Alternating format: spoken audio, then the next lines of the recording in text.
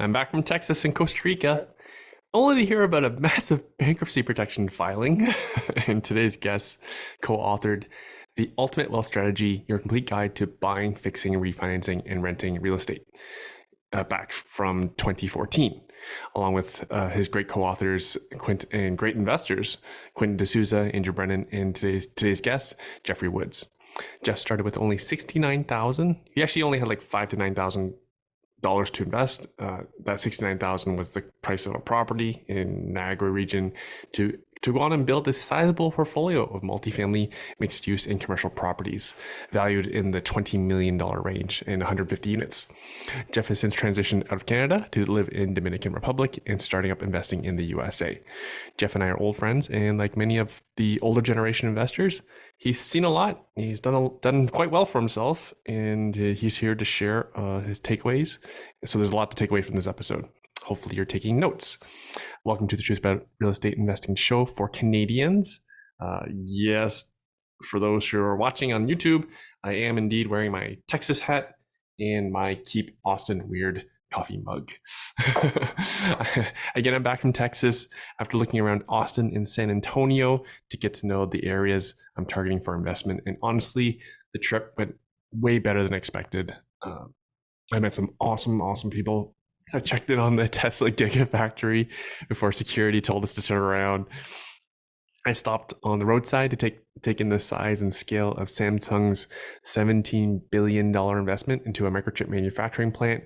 They are making chips for 5G wireless technology, AI, and supercomputing purposes, something that from my research is in short supply. Apparently, OpenAI is even looking to raise around $10 billion so they can start building their own chips as well for AI purposes. So point is, there appears to be a shortage. So this manufacturing plant will be home to somewhere around 2,000 great paying manufacturing jobs, which will create it will create upward pressure on local rents and prices. And I intend to get in front of all that lovely AI stuff and all those wonderful economic fundamentals. So I'm looking to grab some properties around there. From Texas, I flew directly to Costa Rica to meet up with Cherry, my dad, and the kids. Cherry had been invited to speak at an event in Costa Rica on specific to investing, a workshop. So I tagged along to mooch off her work trip, be with the kids, and a big bonus to spend time with my dad. My dad and I hadn't been on vacation together for I don't even know how long. He's never been on vacation with us with the kids, so it's been over 10 years. Dad usually travels to Southern Europe as he's a big wine buff, versus Cherry and I choose more winter escapes and kid-friendly. So like cruises and if it's winter, we do local ski trips. Neither is of interest to my dad. He says cruises are for old people. So I think it's funny that someone who's old is saying that what we do is for old people. Anyways, Costa Rica is wonderful. Don't get me wrong. For myself personally, I can only be there for short periods of time. It's great for rest and relaxation, fun, food, but I do like to work, and it's busy at work with 3 of my own properties going up for sale. Things are taking longer than expected to get things for sale. And that is the challenge when you have older properties and you have all these student tenants that make coordination a lot more difficult. Maybe I was a little bit ambitious in my timeline, but it's happening. It will happen. Hopefully they'll go live the Thursday that you're listening to the show.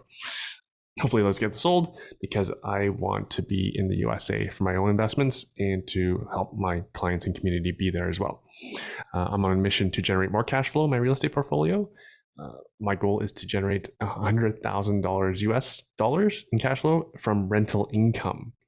Good old-fashioned rents exceeding expenses, leaving me cash at the end of each month in my bank account, deposited to my bank account. With affordability, elevated rates, interest rates, expenses, inflation so high here in Ontario and BC, I see very little choice but to diversify to the USA. Also, my research is showing that the Canadian dollar will devalue in relation to the US dollar over the long term. I wanted to be part of the solution here at home to provide rental supply, but every level of government has made me feel unwelcome, so I will go where I'm wanted instead. Positive cash flow is what gets one freedom and de-risks a business or investment. Unfortunately, this new wave of investors, influencers, fake gurus went all high leverage with aggressive, complicated investment models. I'm reading about the latest apartment BRRRR business, flipping business, and they are seeking creditor protection. I'll have a link in the show notes. I'm not going to name names because I believe in innocent until proven guilty. Um, but I see many things consistent with this business with previously failed investment businesses. I've had guests on the show who share about who had invested in those businesses, who know those other investors, and I see a lot of the same commonalities. And appreciate that I've been studying failed businesses, investment business since the financial crisis of 2007 and 8. And I'm seeing a lot more of it now. Back then, there were not as many investment clubs. Really, the two dominant were Rain and Rockstar Real Estate. Both preached much more conservative investing than this newer era investment companies that opened up in like the last 5 years or so. Also, no, I was very close to the pyramid equity debacle, and I still am, as I have friends and clients that have money with them. They've since gone bankrupt. I know fully well how the best intentions completely destroyed that family-run business.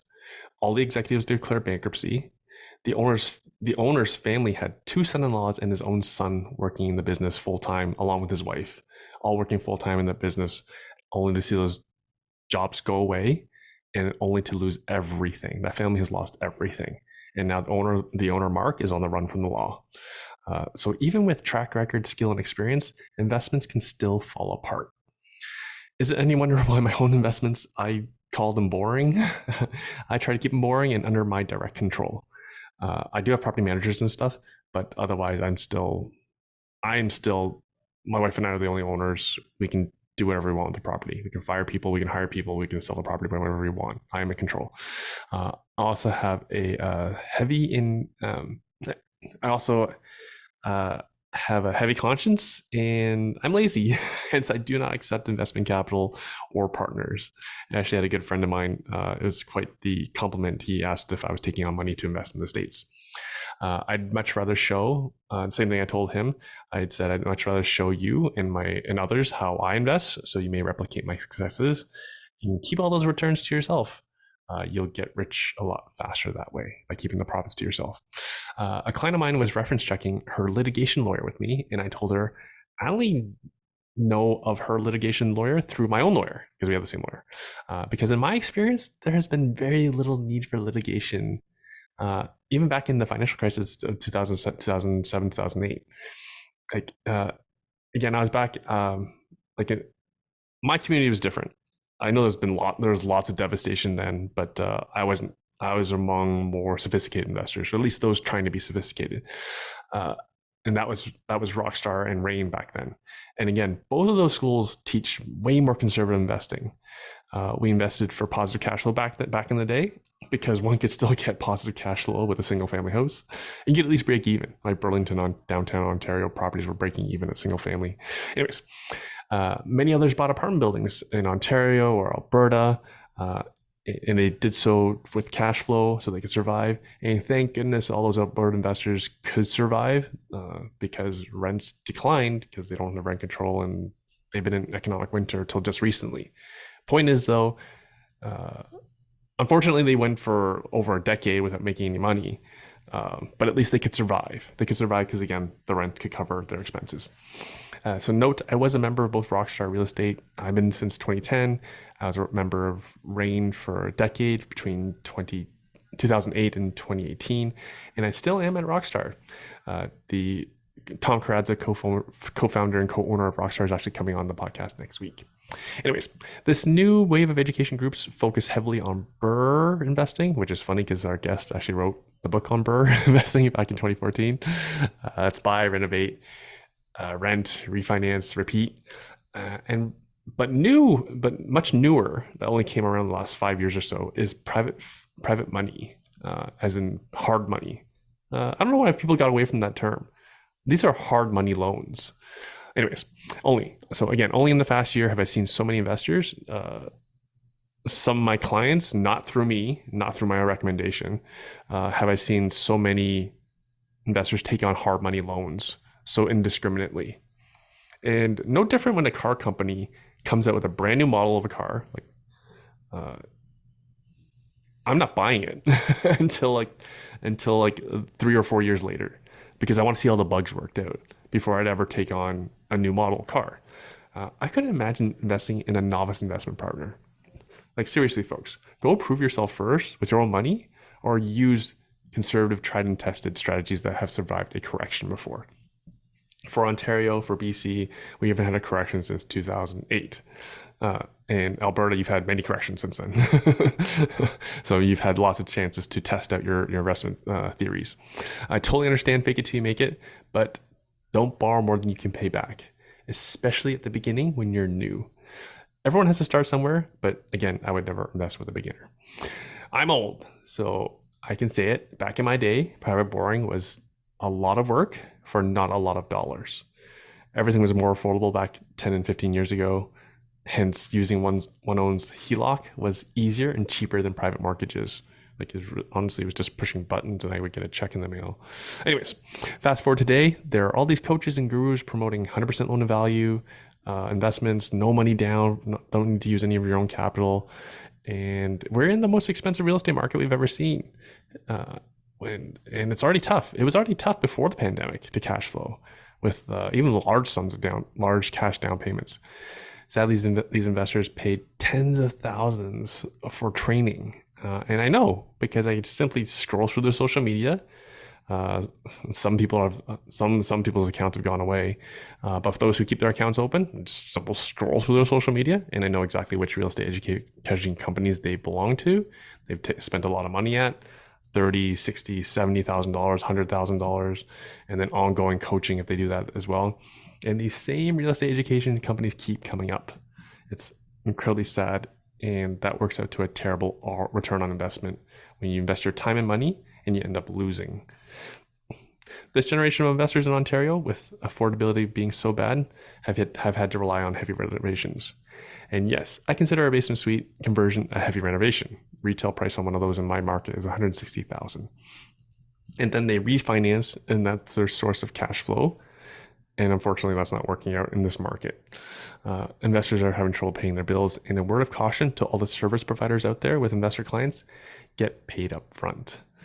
For the new investor, so for anyone who's new listening to this show, or anyone who's considering their next investment property, I believe one needs to look at landlord-friendly USA, which generally means the southern states, not California. And I'm personally staying away from climate risk, which excludes most of Florida and Houston, Texas. My investment will be on a property ranging between 100,000 to 350,000 American that rents for 1,000 to 2,200 per month plus utilities.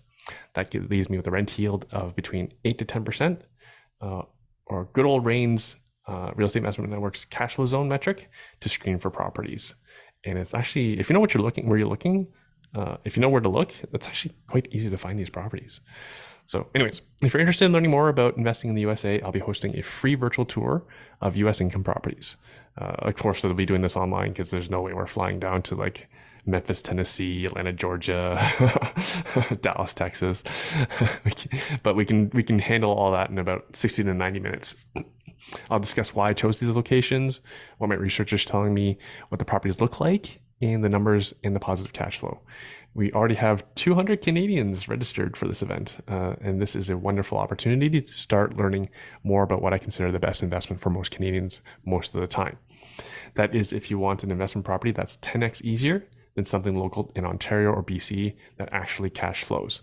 Note, this is direct investment, as in whoever invests in these properties, they own them directly. This is not a security. I'm not looking to raise capital. I'm looking to put people in touch with good properties.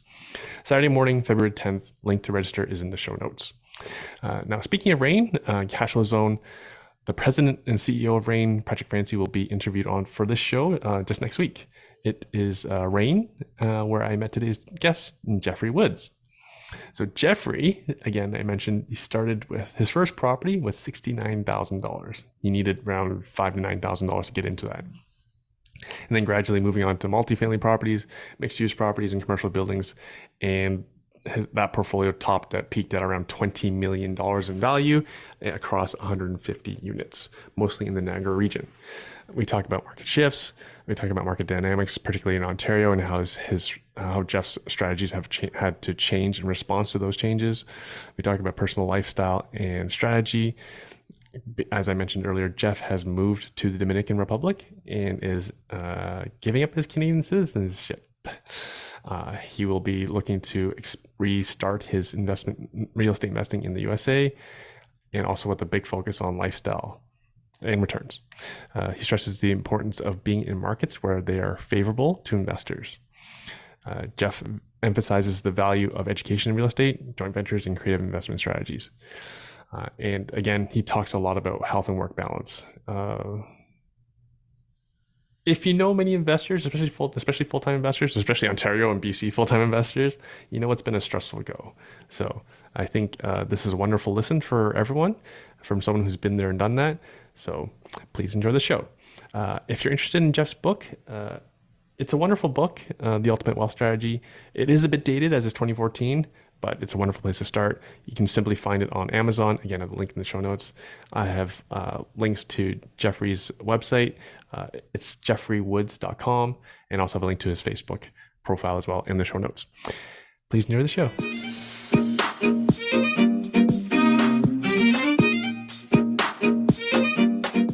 Hi, Jeff. What's keeping you busy these days? Hey, Erwin, it's a pleasure to be here and yeah, just enjoying island life on the north coast of Dominican Republic. So that consumes a lot of my time. What's consuming your time on the island? Are you Well, just developing subdivisions or something? What are you doing? well, a little bit of real estate, of course, that's in my blood, but just kind of getting back to nature and health and exploring different cultures and languages and sites and everything that goes along with adventures of a new country. How long you been there now? A little over 2 years now. And how you been? How you liking it? Yeah, I like it. I mean, there's pros and cons to everything. So when it comes to the weather, you can't beat it. Oceanfront, lots of fresh fruits and vegetables and vitamin D and a much healthier lifestyle. But of course, one of the downsides is I do still have that entrepreneurial drive, and sometimes things here can move a little bit slower than I would like. So, but Uh, overall, it's been a positive experience for sure. You mentioned the it's hard to get things done, like island time, island pace. I Yeah. think Canadians need to appreciate that as well, because I see lots of gurus and influencers are in Caribbean locations promoting builds and whatnot. But one eye opening news piece of news was in Nassau, Bahamas, for example, where China's building casinos. Like they had difficulty with the local labor, so they actually had to bring in a lot of their own labor, which the Bahamian government didn't want. They wanted to employ their own people, but if you want something done, having Yeah. island labor is not the fastest way to get something done. Yeah, and that's certainly an ongoing issue here as well, right? So we've got labor shortages, and then of course, bordering Haiti. A lot of the heavy lifting in construction is done by Haitian workers. And of course, the Dominican government would much rather see that work go towards the Dominican folks as well. So that's an ongoing issue here with labor shortage and finding people that want to do the construction side of things, the heavy labor. Mhm. Do you know what's the source of the labor shortage? Is there too much building going on, or not enough people? Well, Both? there's that as well. So some of it's political, where they don't want the Haitians here taking Dominican jobs. But the other part, I think, too, is since the pandemic, there's been a huge influx of Canadians, Americans, and Europeans coming to the island. And so I think it was a matter of overselling, right? Developers selling more than they could keep up with, and of course, limited labor and limited building supplies being on an island has caused even more setbacks and time delays in addition to the already extremely slow island life, right? So it just compounded that even more. Yeah, so you're part of the problem because you Yeah, yeah, you yeah, also, because yeah. for those who don't know, Jeff, you've always been Canadian, always lived in Canada before Dominican. Yes, yeah, All right. yeah. Born and raised in Ontario, so. And then did you always live in Niagara? No, no. So I grew up in a small little town north of Kitchener, Waterloo, Guelph area. So small little farming community, 1,800 people. And how I ended up in Niagara was I went to Niagara College to be a correctional officer. Oh, okay. Yeah, yeah, yeah. So Perfect. that's Perfect for a landlord. Yeah. yeah, yeah, yeah. So yeah, I went to school for that and quickly realized that there's no way in hell I wanted to go work within the prison system. Mhm. I had a passion for, I wanted to help specifically young men improve their lives, but the prison system was a very negative, toxic environment, and I just didn't see myself going to work there every day. Right. Yeah, there's a bit And of negativity in a prison, probably. yeah, yeah, it wasn't where I wanted to spend my days, that's for sure. Right. So, So instead, mhm. you became a landlord. Yeah, yeah, kind of in a roundabout way, I stumbled upon real estate and just caught the bug and yeah, never looked back. I've been investing since 1998, so quite a while ago. So for the listeners' benefit who hasn't been around that long, like what kind of price point and what were you buying back in '98? So my very first property was a beat up old bank power sale. Uh, Oh. because again, I was not very financially stable. So I ended up getting a job in the casino industry when they opened up in Niagara. And I was able to save up enough money to get a down payment for my first property, Uh-huh. which was $69,000. And it That's was still a lot. yeah, yeah. But compared to today's prices, it's a bargain, right? Yeah. And Wait, so wait. it was How a did you afford power. 69,000? How much did you put down? I had about nine to $10,000 saved up, right? And then I put a little bit kind of sweat equity into fixing it up. And what I ultimately did with that property was it was 3 bedrooms, 1 bath on the main floor, and then in the lower level unit, it was a raised bungalow. So I did 3 bedrooms, 1 bath in the lower level as well. And then I just rented to college and university kids. So I lived Oh, in one room and I rented out the other 5 rooms, and that paid for all the expenses, put cash in my pocket. And so that's what really solidified and proved to me that okay, you can make a difference investing in real estate. fantastic. Where was this property that you could draw? Thorold, Oh, it's in Thorold. Thorold. Yeah, Okay. yeah, yeah, Cool. Sorry, for listeners' benefit, Thorold is very close to Brock University. yeah, Yeah. yeah, and Niagara College as well. Welland's a little further, but yeah. Wait. Who Well, did you rent to? there's a Brock and Niagara, but Oh, you mixed it up. Okay.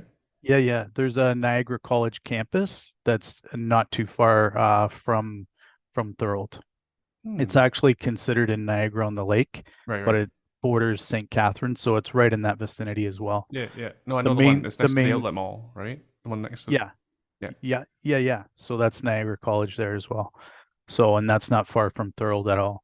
The main campus is in Welland, but you can get students from the Niagara campus as well. Do you remember what you were renting a room for?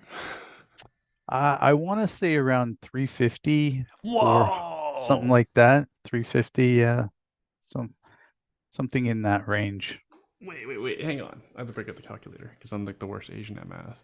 So 350 times 5 bedrooms. You were getting 1750 a month in rent on a $69,000 property. Yeah, yeah, yeah. Oh, it was amazing, right? And so that's why I thought I was a real estate genius. And of course, all my money from my income I could save because I didn't need it to pay any of my expenses. Yeah. And so what happened was I started to save up and I wanted to buy my next property. And that's when that was the property that taught me a ton of lessons because I really had I got lucky with my first property, right? And I was living there and it was college kids and stuff. But my second property I bought a beat up duplex in downtown Niagara Falls. And that's where I learned about things like the landlord tenant board and fire code and proper zoning and, all these renovations and electrical and fire hazards and all this stuff that, I really didn't pay much attention to. I Right. just thought, well, you buy the property, you rent it out, buy low, sell high, right? And that property taught me a ton of valuable lessons. Because So that one was, that was, I'm guessing it was a tough area. yeah, yeah, it was downtown Niagara Falls, so it was a tough area, bad tenant profile, very difficult to get, tenants to rent there, any decent tenants anyways. Huh. So it was my worst investment, but also my best because it really made me focus and learn and, you know, consider education, right? Mhm. That taught me that I really had no clue what I was doing. And if I wanted to be successful, I better learn how to do it properly. Right, right. Because my experience with students is it's generally way easier than long term rental, especially when you're talking about a rough area. Yeah, well, my second property, so the only property I've ever focused on students was my very first one. Mhm, mhm. And the reason why was just I was around Brock and Niagara, fresh out of college. A lot of my friends were younger. They wanted rooms. It was easier for them to stay with me. And so I just kind of fell into student rentals, but I never set out like, hey, I'm going to buy this property and turn it into a student rental. Mhm. And then, of course, my second property was a duplex, so I just wanted to build like long-term multifamily investment properties. It was always my original goal, and so that's what I did with every property thereafter. And then what were you buying then? What was your focus, your strategy? Yeah, so I started out with the small multifamilies like duplex, triplex, fourplex, and then over time that evolved into small apartment buildings, Hmm. and then it evolved into mixed use properties and even commercial buildings. So And then what do you feel about that market now? What do you feel about apartment buildings and mixed use buildings?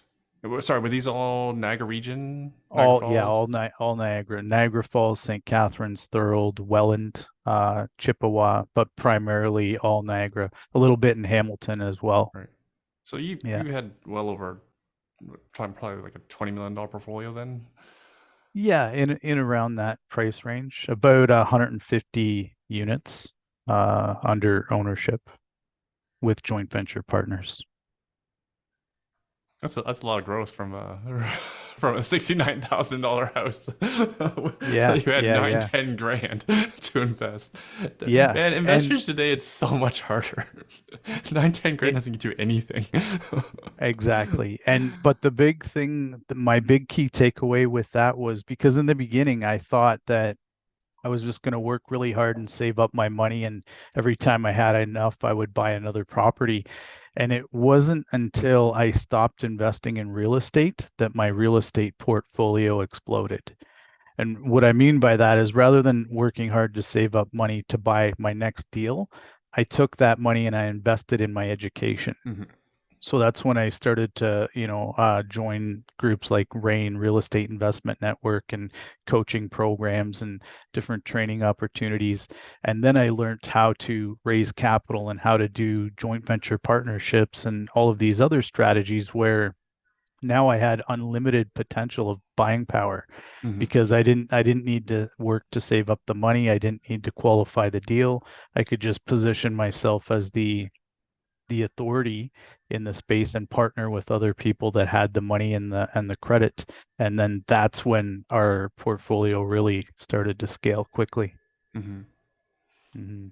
And you have the benefit of time as well. Like you're investing in great times as well. Yeah, yeah, yeah. And now, what's the portfolio doing now? So now I am liquidating. So obviously, as you're well aware, things have changed in Canada and in Ontario. And over the past several years, I've slowly been either based on our own decisions or joint venture partners wanting to get out of the market, but ultimately want to exit the Ontario and Canada market completely. Hmm, So hmm. we've been strategically selling off over the past several years, which again has allowed me to redeploy some of that capital in Dominican Republic as more of a lifestyle purchase. And going forward, as I said, beautiful life, very peaceful, relaxing, lots of benefits to being in the Caribbean. Hmm. Uh, but as far as like entrepreneurial drive and growth and where to, kind of rebuild the empire again, I'm going to focus on the US going forward. Why focus on the U.S.? Like you already have so many boots on grounds and relationships in Niagara region, Ontario. Yeah. And that was I think one of the contributing factors as to why I didn't invest in the US a long time ago, right? Because I have friends that have been investing in the US for quite some time. And I always felt like, well, I've got my team established, right? I'm comfortable. I've got everything in place in Ontario. Why would I go, to the US and redo everything all over again? And it really comes down to investing. We talk about location, location, location, Hmm. and we think about, what property, what neighborhood, what city, uh, but when you look at the bigger picture of how a government or political decisions or things like the landlord tenant board, um, how that can impact your portfolio, it can be detrimental and just swings in the market, right? I Hmm. think real estate in Ontario is unaffordable, and when you compound that with uh, a situation where the tenants have all the rights. You've got, high interest, high mortgage, short terms on your mortgage. You've got tenants that you can't evict. When you do evict, you can't collect on damages in many cases. It just becomes a very difficult environment to be successful, almost to the point where one might feel that the government is against entrepreneurship, right? Like they're really trying to repel business owners and landlords and investors. Where if you go down to certain states within the US, they are pro entrepreneurship and they're open for business and they make it, financing is much easier, abundance of deals, just the landlord tenant board rights are more fair. And so that really makes you consider moving. Hmm. And then in turn, a lot of American states, I personally follow Sunbelt mostly, but they actually have oversupply rentals, which is from new construction, which is Right. wonderful for housing prices and affordability. Yeah. Yeah. And they don't There's have so rent many. control. Yet we have rent control, but we don't have housing. Right. Yeah. And our There's rents just are so many benefits. skyrocketing. Yeah. Taxes, right? Even just things like creative strategies that are much, much easier to implement in the States than they are in Canada. So yeah, there's a ton of benefits, which is worthwhile rebuilding. So before we get on too much into this U.S. discussion, which we will get there, like you mentioned, you had 150 units. How were they managed? Did you do that in house or did you third party? Yeah, in-house. So Oh, ultimately, I used to self-manage in the beginning, yeah. right? Because again, I didn't know then what I know now. So I thought that I was saving money. I was learning. I self-managed. But then it quickly got to the point where I was no longer able to effectively do that. So we went out to source a professional management company as another alternative.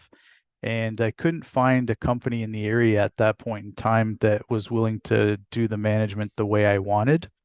So the third alternative was, why not create our own management company, teach the manager to manage the properties the way we want, and then turn that into a revenue stream where, because at that point in time, I was getting people asking me, like, hey, would you manage my property as well?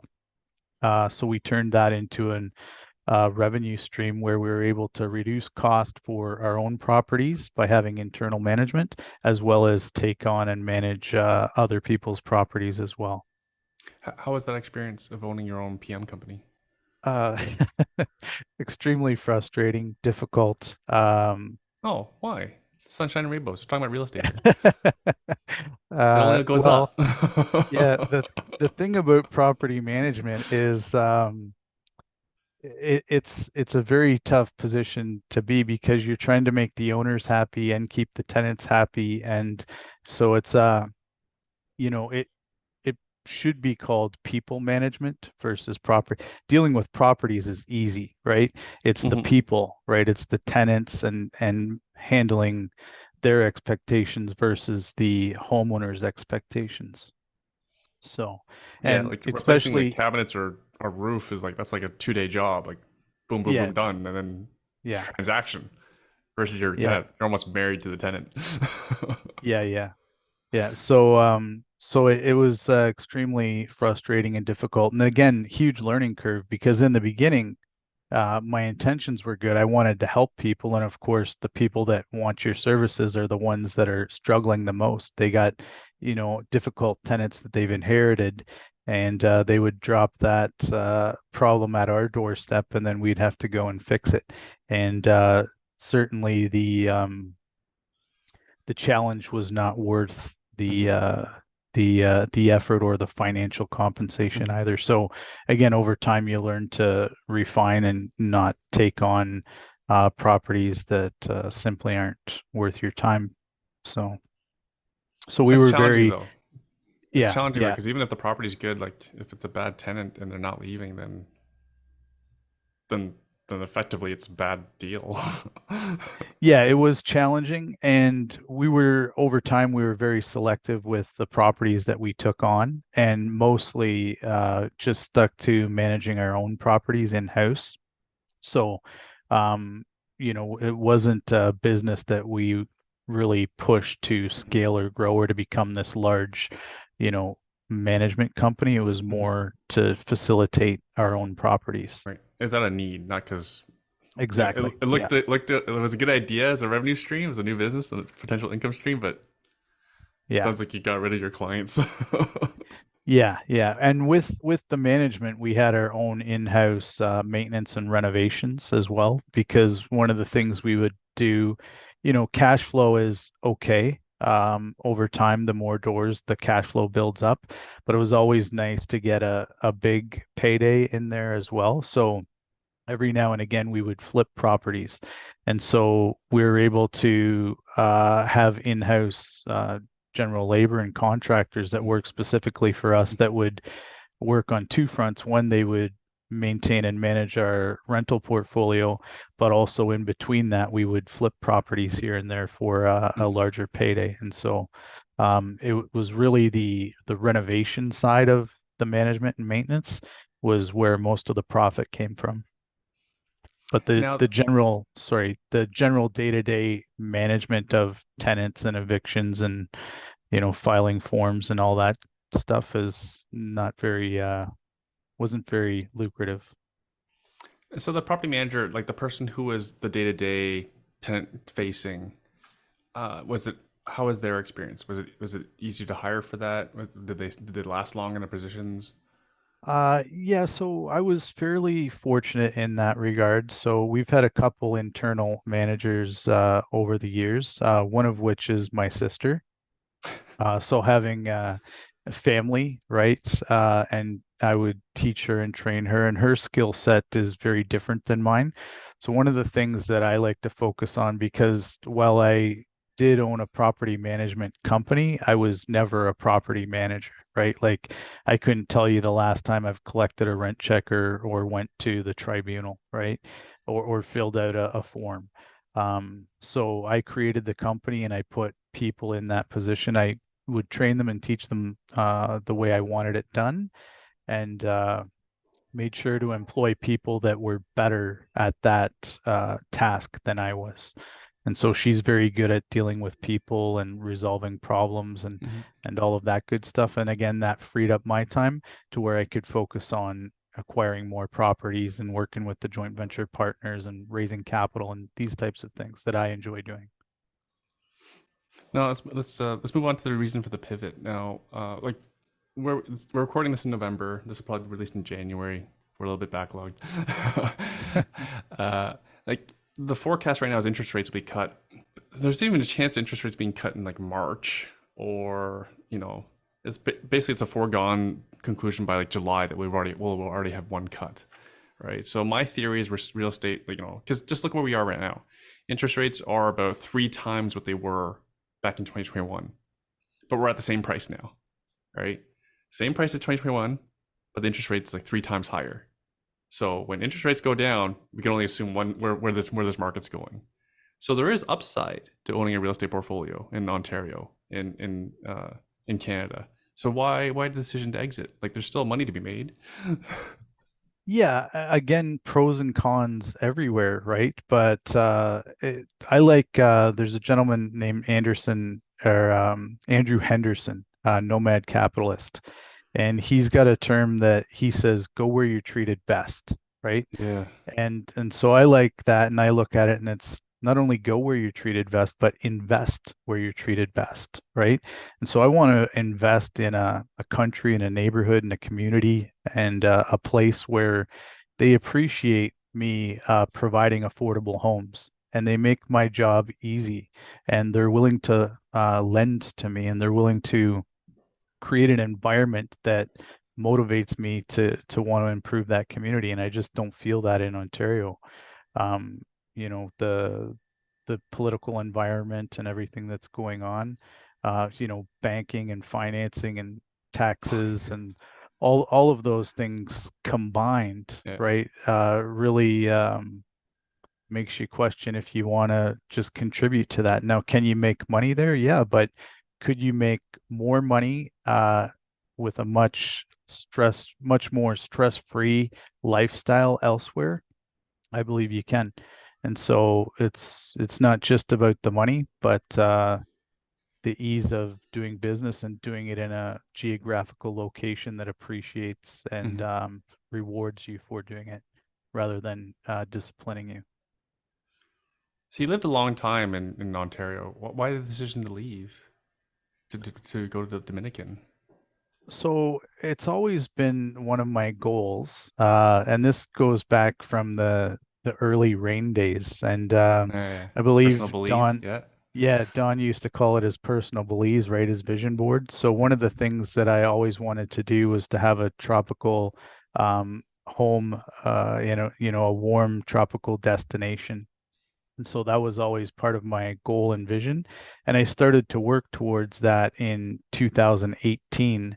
But as the years progressed and with the pandemic and everything, it just made me move faster, right? Mm. So I moved up my timeline.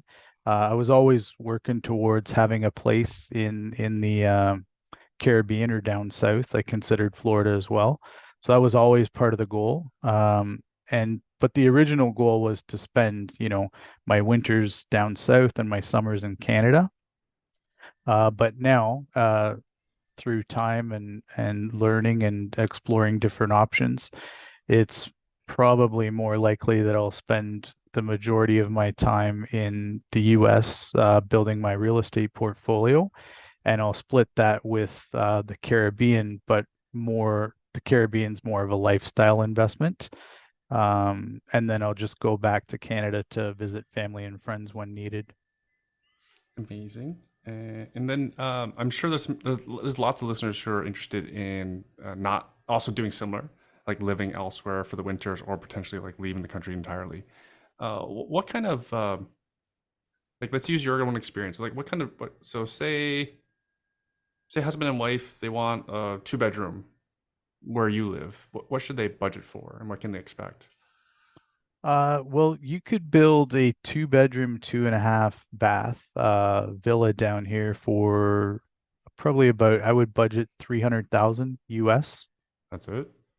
Yeah, private pool, What the hell? lot, double car drive, yeah, brand new, vaulted ceilings.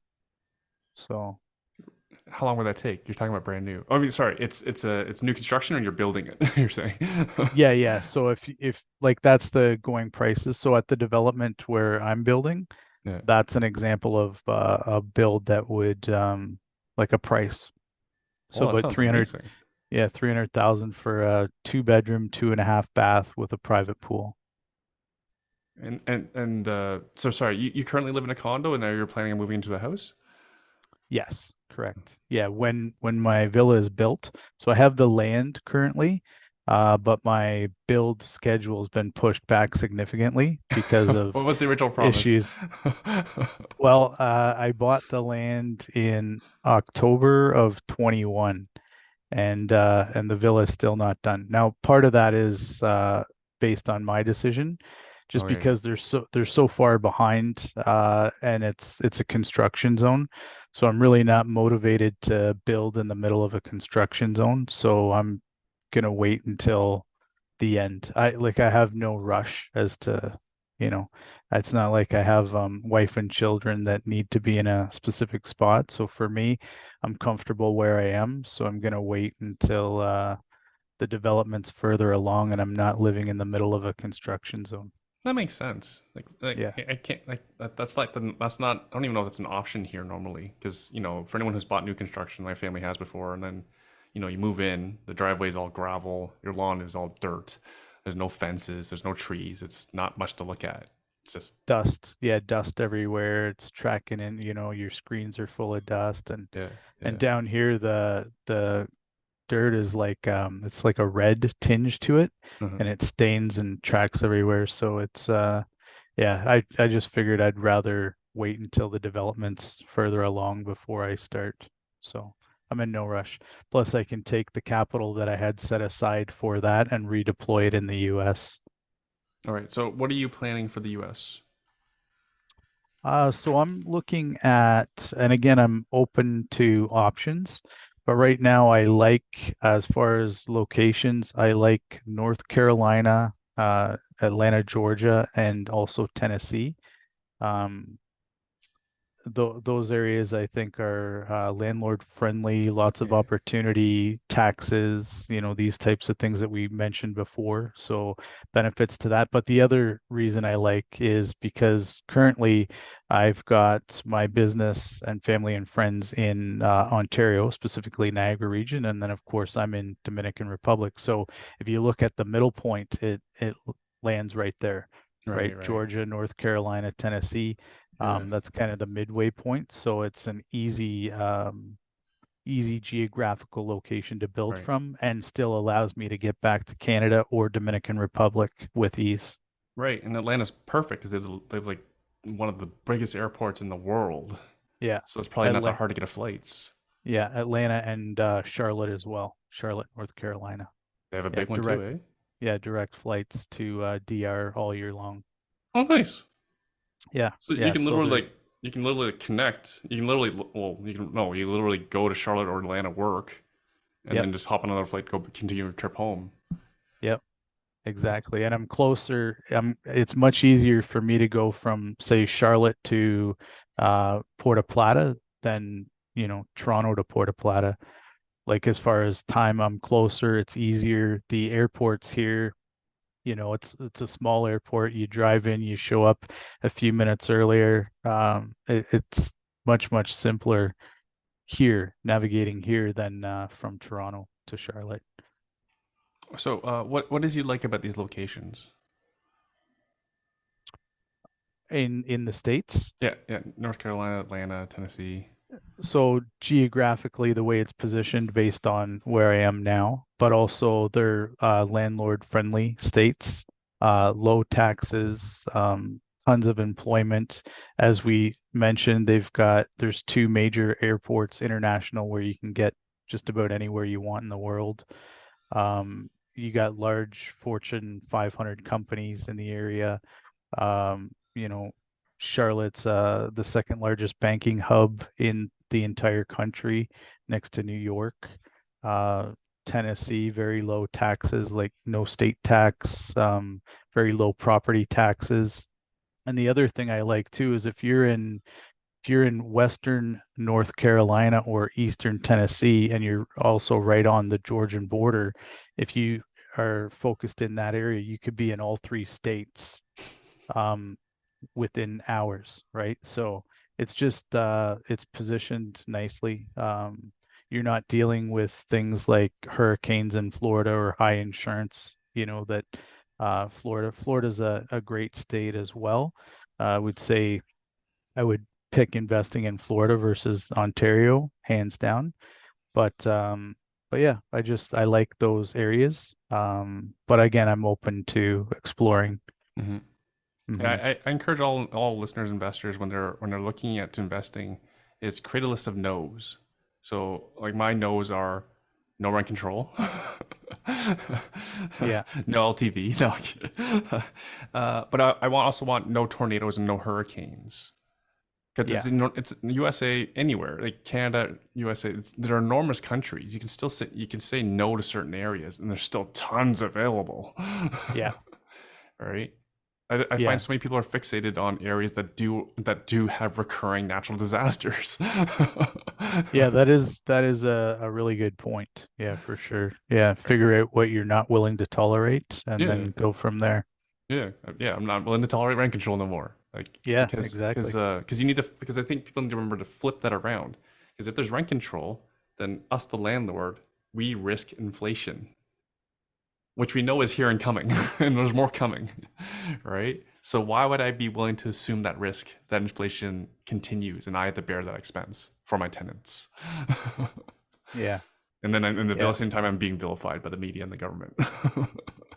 yeah. Just solidifying, more reasons to go into the US, right? Hmm. Just go where you're treated best, invest where you're treated best. Hmm. Hmm. Yeah, figure out what you want, like you said, and make your decision from there. So we talked about location. What kind of strategy would be looking to do? Like we haven't even talked about the book, for example. Like you wrote the book on Burrs back in almost 10 years ago, I think it is now. Yeah, quite a while ago. The ultimate wealth strategy. I'm Yeah. actually bringing it up on Um, Amazon just so I can so I can look up the date. Yeah, for yeah, anyone who wants yeah. to play, just look up Jeff Woods in Amazon. You'll find his book. Yeah, it's the first one. Yeah, Ultimate Wealth Strategy: Your Complete Guide to Buying, Fixing, Refinancing, and Renting Real Estate. Yeah. Yeah, yeah. It's the first result. It's really easy to find. And the book was I'm looking for the year. Sorry, continue. So what strategy am I going to implement Yeah, in the US? Burrs. Uh yeah, well, it would definitely work a lot better in those states than it would currently in Ontario, unfortunately. But that's the other reason I like the states is there's so much opportunity. So at this point, I'm open to different options, but I think I'm going to focus on single family homes to begin with to kind of build that foundation, build the team, get more familiar with the banking and property management and Hmm. areas and all of that good stuff. Hmm. And then I'm going to explore different creative options because one of the things that I like is the creative side of investing. How can I put together a deal, without using my own money or without traditionally going to banks or guaranteeing high interest mortgages, right? And in the US, there's an abundance of opportunity. And the Big other country, thing, yeah. yeah, the other thing I like down there too is where you could essentially take property management right out of the equation, where you can acquire the property and then turn around and sell that property, collecting a larger down payment than you acquired it for. So you're getting paid a large chunk up front. You're creating a spread between what you owe and what the tenant pays you. And then also you're getting a markup on the back end because you're selling it for more than you acquired the property for, Oh, right? is And this so, a sandwich lease option? yeah, yeah. And Fabulous. so these are When was the last time you heard that strategies. term? Especially the listener. When was the last time you heard that term? Because you can't get these Yeah, done. They're really hard to get done in Ontario. They're next to exactly. impossible. Yeah. But where I first learnt about that strategy was when Ron LeGrand came to Yeah. Ring. Yeah. Yeah. Yeah. And so, guys like Ron LeGrand have been investing forever and they do that strategy all day. Like, I think last time I listened to him, he said he was doing 2 or 3 deals a week like that, where he would acquire the property, position himself to make a spread, a down payment, a spread in between Mhm. during the hold pay period, as well as a big check on the back end. Right, right, right. And then what you're doing is you don't like he doesn't deal with dealing with the tenants or fixing the toilets Hmm. or none of that. It's all Right, the homeowner now. right. So Because it's a that's rent to own. another Because it's essentially, exactly. yeah, Yeah, yeah. essentially rent to own, seller financing, different strategies for different states and areas. I think certain states allow for different, it's similar strategy, but it's termed differently. So again, that's one that I'm going to explore as a possible option Hmm. as well. With the sandwich the option strategy, for example, does the property what do you think the property's going to look like? Like what are you anticipating the property is? Is it going to have challenges already? Like is it something a property that people can't get traditional financing on, and that's where the opportunity is? Yeah, so again, I'm just learning this myself, but based on what I've Oh, but learned, you've bought property with opportunity all before. yeah. But as far as like doing it in the States and what they're targeting, I think, and this is again where there's an abundance of more opportunity, is they're looking for deals that they can buy creatively. So there's a term in the States called buying the property subject to. Yeah, So yeah. essentially what you're doing is you're taking over the debt. So the mortgage, my understanding is the mortgage would stay in the current homeowner's name, but you're taking over that debt and that responsibility. So in many cases, life happens. It could be death, job, for various reasons, these Yeah, people are going to lose their property. They're yeah, behind on taxes.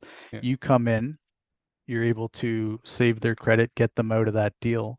And in many cases, these are great, great properties and great neighborhoods in good condition. Maybe they need light cosmetics, and then you're just selling them, right? You're wrapping them and selling them, Hmm. Hmm. marking up. Of course, you're negotiating a price under fair market value, and then you're marking it up a little bit and making a spread. It's funny because there's such a difference in culture between us and American real estate investors. What they call a major renovation is like 50, 60,000. Yeah, I'm like, dude, that's like my first payment for my basement suite conversion. exactly. Yeah. Yeah, it's again, it's a different it's a whole different ball game over there, right? Yeah. Like everything is better in certain states, right? It's something more So affordable. So for the listeners' benefit, what kind of price range do you think you're operating in, both for acquisition price and like ARVs after repair values? so again, this is something I'm open to, but based on the research that I've done, you're probably in the 250 to 400,000 price range. Acquiring obviously as low as possible, and then selling it for uh, whatever the fair market value dictates after the repair. How excited are you? Yeah, I'm pretty excited, right? So it's I like learning. I like exploring, different countries and opportunities, Hmm. and so yeah, it's exciting. It's kind of rejuvenated, a little bit of that desire and that entrepreneurial drive, because for many years, even pre-COVID, I'm in Ontario and I'm just thinking this isn't this isn't looking good, and it's just getting worse, right? So I started to look in Dominican Republic in 2018. So I already had, one foot out the door, and was thankful based on what happened in 2020 that I had started that early. So When did you leave? When did you when did you book your flight? When did you fly to Dominican? yeah, I didn't come down here full time until 21, but I started traveling and vacationing in the DR in 2018. I started looking at acquiring property here in 2018, right? Just kind of doing research and Hmm. checking out different areas and different developments and that sort of thing, and then Are combining that with a holiday. Are property rights and financing much different than buying something in Canada Oh in yeah, DR? yeah, Yeah. yeah, What, yeah. what's Now they do have so we have a Scotia Bank here in Cabarete, which does, they'll promote that they do offer financing, but if you think financing in Canada is difficult, just try and get it here, right? no? Yeah, so it's extremely difficult to do anything down here. It's pretty much an all cash market. Now, some of the sellers will do seller financing, but the terms are horrible, right? Like, they want a minimum 50% down, high interest rates, and very short, like they'll finance you for 3 years and then you got to pay the difference out. So Yeah, you gotta figure out it's your own not, mortgage in 3 years. yeah, yes, Just it's kicking the not can like down the road. exactly. And it's a short road, right? Whereas in the States, you can lock in for 30, even 40 years, right? You know what your payments are for 40 years, Yeah. right? So just that in and of itself is a huge advantage. So yeah, just as far as, building a lucrative real estate investment portfolio, I don't think there's many places that can compete with the USA. I've heard that the Americans will be looking at less than 30-year mortgages. So for listeners' benefit, I think most people know that we have like pretty common. We have 2, 3, 5, 10-year mortgages or pretty fixed mortgages are pretty common. Versus the Americans, I don't know how many don't have a 30-year mortgage. It seems like everybody has a 30-year term mortgage. It's crazy, Yeah. which Yeah. really So it really protects them from housing crises though. Like.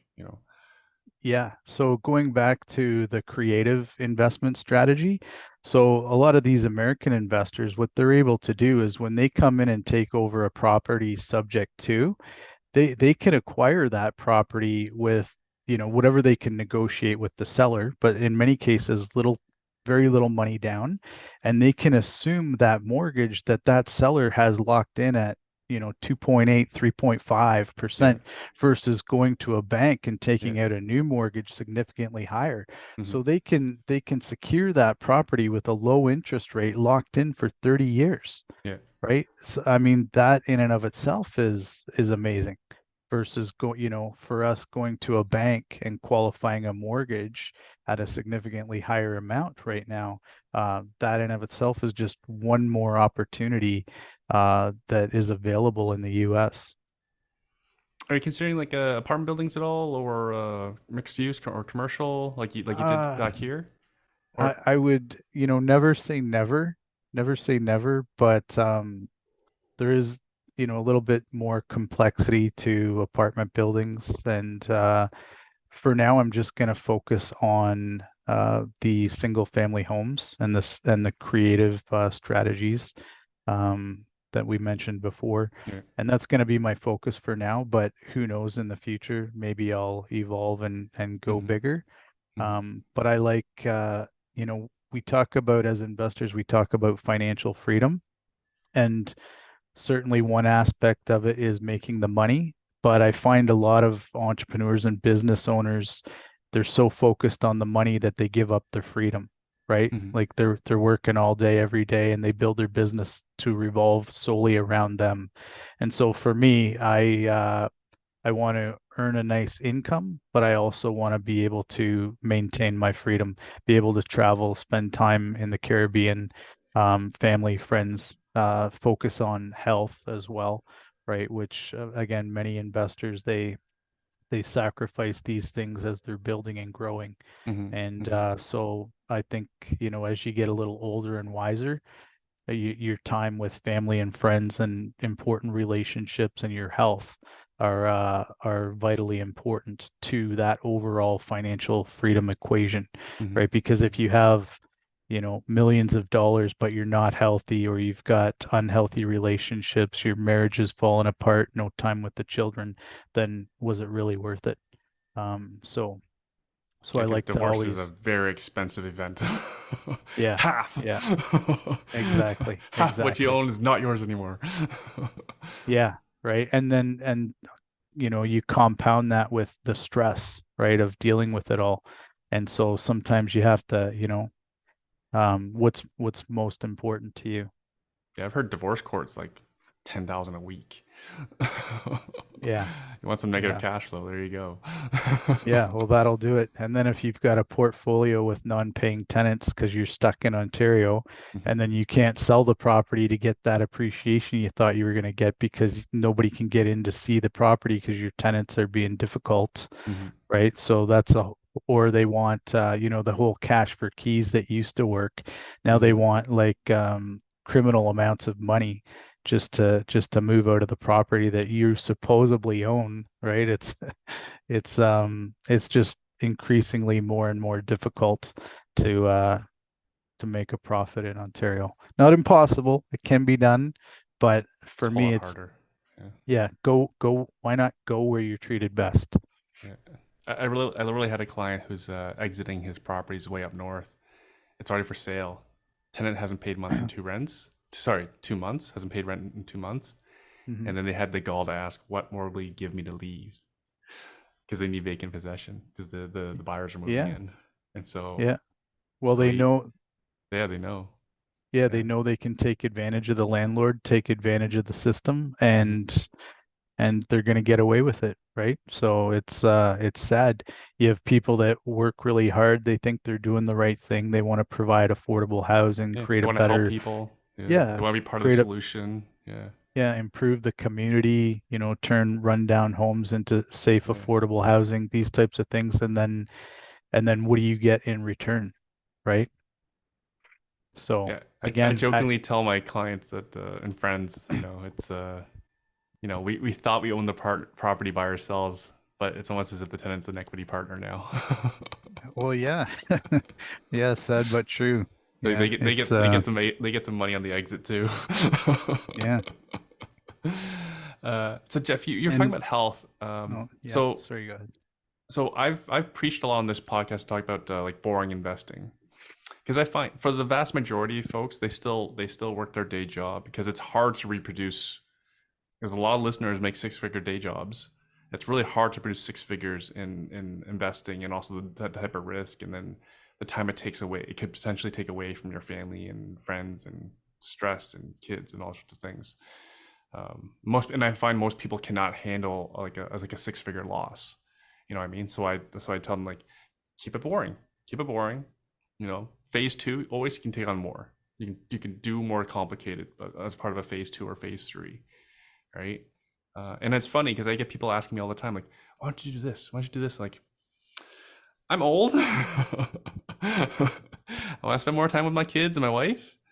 Yeah, I need to stay married because I enjoy being married to Cherry. So I'm trying to keep my side hustles boring. And yet, it's funny that a lot of people think like you have to work harder to make a good return. But one the stabilized portfolios, the returns are nothing to be scoffed at. I've had a boring portfolio forever, making like 20, 25, 30% return on my equity, right? yeah, So yeah. I Keep have your nothing wrong with that. investments. Yeah, yeah. And that's great advice, right? Keep your investments boring, and then if you want excitement in your life, take some of those profits and travel with your wife and children and do the fun things that you enjoy, right? Many people, because I'm in different facets of real estate and they go, "Oh, wow, you must really love real estate." And no, I really don't love real Yeah, estate, but yeah, what I do enjoy is what it allows me to do, right? yeah, The profits, the returns that I was able to create over many years of investing yeah, has allowed me to live a life that I do enjoy. But the real estate is just bricks and sticks, right? It doesn't matter. yeah. Yeah, I think the way I put it is I tolerate my real estate, and the Yeah, return better be good for my grief. And now exactly. we've passed that point where the return is not worth my grief. Yeah, Yeah, yeah. so that's kind And of I, like where I'm at. Yeah, and I think you're just going to see more and more people go, I keep going back to it, but Andrew Henderson said Mhm. it best when he says go where you're treated best, right? Like if you're not appreciated where you are, then unfortunately, you got to look for a better investment area. In my own local market, about 9 out of 12 of our city councilors do not like landlords or businesses. Right? Like, is that somewhere you want to start a business? Yeah, that's sad. That's sad. Right? They're Yeah. they're socialists and they're Marxists. All right. So do you really want to be a capitalist entrepreneur in these areas? So yeah, go. Yeah.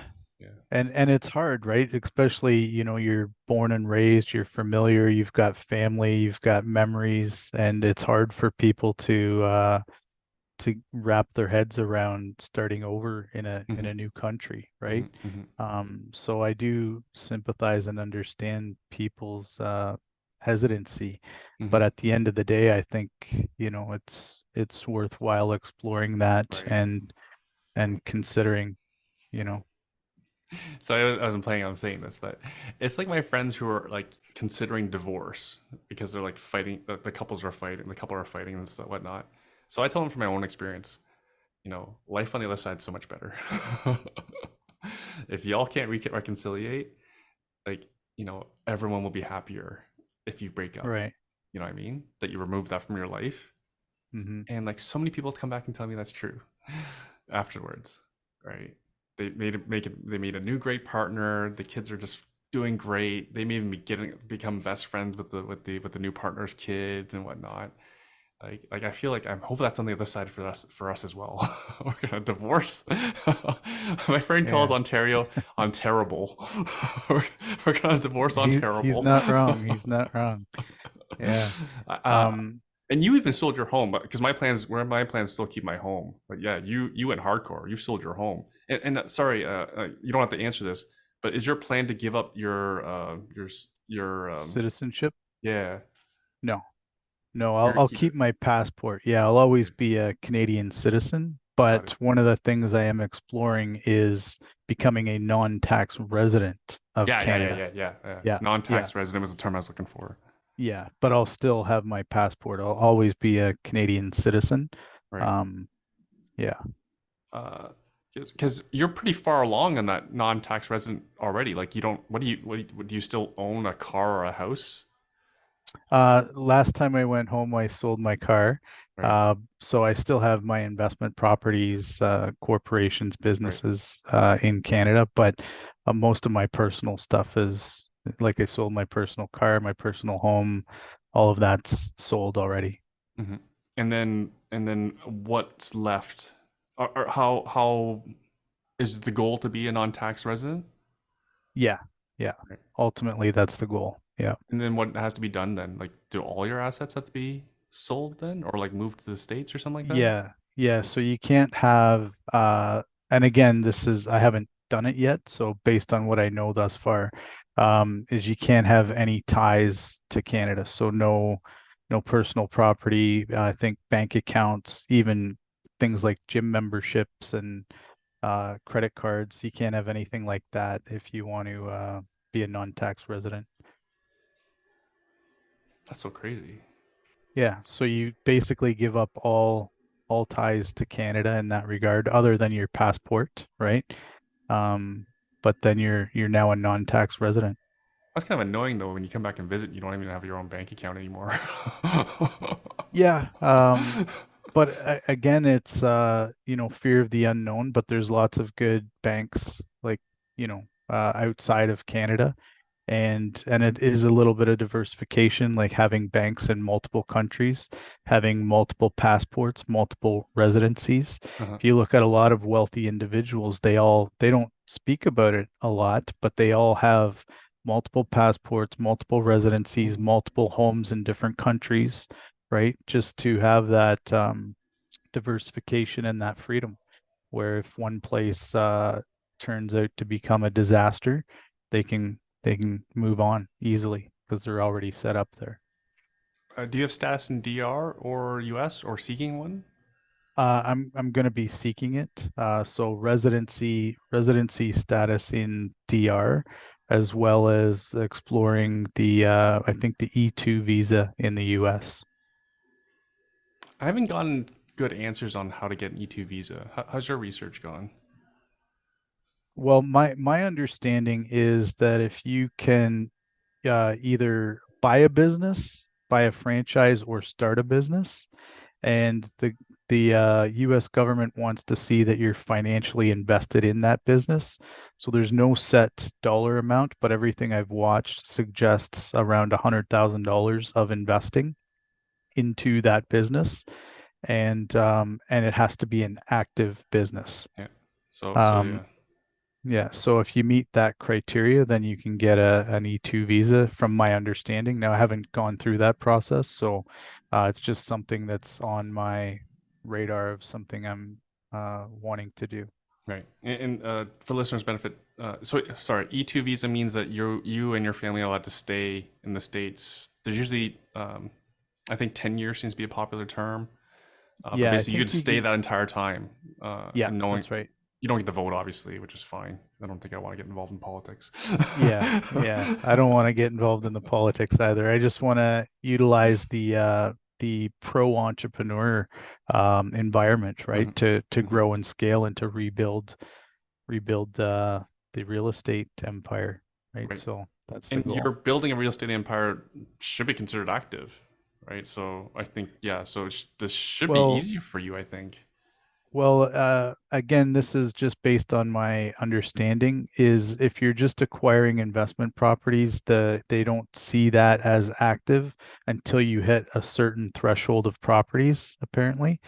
Um, but I guess the workaround with that is if you form a property management company that then manages those acquisitions, Yeah. then that becomes active, right? Yeah. So, Because you'll so probably you need a pickup truck and a lawnmower at a minimum. yeah, yeah, and you're gonna buy some tools and website, computer, company truck, signage. So it's not hard to invest the money and prove that you've got an active business that Right, then facilitates your acquisitions. But right. I think if you were to just buy some rental properties, that wouldn't qualify as active. Until I get to a certain point. Yeah, There's got to until be a it certain gets to threshold that gets me yeah, there. I think once you're over a certain threshold, but I'm not exactly sure what that is, right? So um I'm still in the early days of figuring all this stuff out. So it's a learning process. Amazing. Yeah, I'm still learning too. Like I've made trips and whatnot, and I'm actually planning a trip to Memphis, Tennessee in February. Hey, I'm there gonna you go go. Nice. Graceland. Nice, So nice. hopefully, that's on your airplane pass. So hopefully we can meet up. That'd be cool. Yeah, well, especially if we're all kind of investing in same states and areas, and I'm sure there'll be some type of synergistic Yeah. connection there Yeah, I'm sure where you'll we want to see can, property just as much as I want to see property because I hear you can get yeah, really good 100%. rents. I heard you get really good rents for the house prices. It's not as great for appreciation, but again, my research shows like Memphis is a great location for like job growth. Like it's on the river, so they get massive benefit for infrastructure, being able to ship goods and whatnot throughout the country. Um, but yeah, I'm super excited. Low taxes. Oh, I think it's like the if you take like all the tax burden, I think it's one of the top, if not the second best state as far as taxes are concerned, hmm hmm Tennessee. hmm Yeah, so um And what do businesses want to hear? yeah, yeah, When you're yeah, looking for a exactly. location to open shop, right? Yeah. What do you want Low to hear? taxes. I want to pay more taxes and have unaffordable housing for my labor. Yeah, so a great area, great area. So yeah. Yeah, fantastic. Jeff, thanks so much for your time. Is there anything like you have a website or book coming out or Yeah, no book. Just, in the DR working on health and lifestyle and research and planning my next, investment area and what I'm gonna do going forward. So just focused on that as far as if anyone wants to reach out and talk about the future plans and what I'm learning in the US. Best place to reach me is my website, jeffreywoods.com. So that's probably the best. I'm not overly active on social media or anything like that. So reach out there, and I'm happy to speak with anybody that's wanting to learn and explore. yeah, and for anyone who's an old friend of Jeff like I am, like you got hacked, so you have a new Facebook account, right? Yeah, so I got hacked a couple of years ago, and then I just never opened a new account. I wanted to take some time and just focus on peace and tranquility and get out of all the drama. So, but recently I've reopened a Facebook account, so I am on Facebook again now. But again, I don't spend a lot of time on social media. So which is likely healthy. yeah, yeah. I don't I'm sure. watch the news. I don't spend a lot of time on social media. It's more for connecting with real estate connections and, family and friends. But other than that, I'm not on there a whole lot. I'm actually just on your Facebook now and seeing that you posted a video of a nice beach. That probably looks pretty nice for surfing. Yeah, it's so where I'm at on the North Coast, Cabarete is one of the top windsurfing areas. I'm not big into surfing or wind sports, but apparently people that are love to be in this area for that. Very popular over there. Hey, your condo. I'm looking at a video of your condo now. How many people are actually there? Because I'm guessing a bunch of it's a second home for many people, so it's probably not that busy. As far as population in the area, No, it's just your building. Like for example, you posted a video, but there's oh not one soul in it. yeah, so that's he, yeah, he that's showed the under pool. He showed the roof. There's not one person in it. yeah, it's under development, so it's not I see. finished. Yeah, Yeah, it's under development. Yeah, so it's I think there's 39 units in that building, and it's located in Playa Chiquita, which is about 30 seconds, maybe a minute to the beach.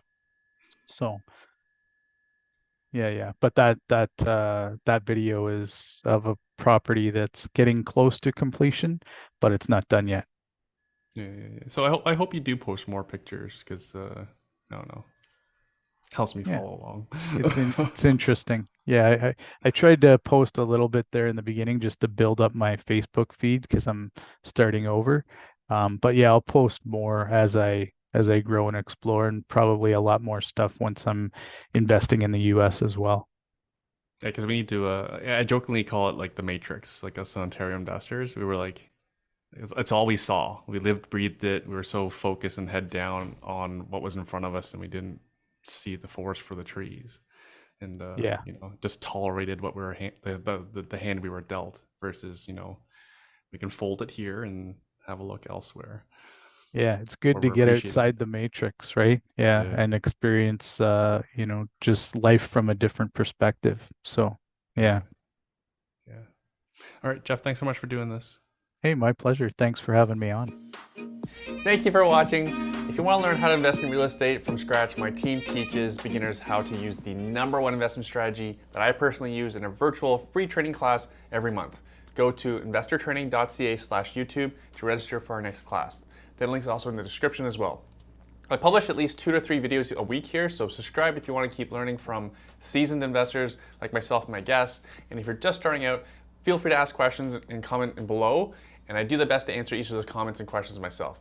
Again, if you're ready to learn the nitty-gritty about real estate investing from a professional investor, register for our next virtual class. That's at investortraining.ca/YouTube. Thanks again for watching. See you in the next video.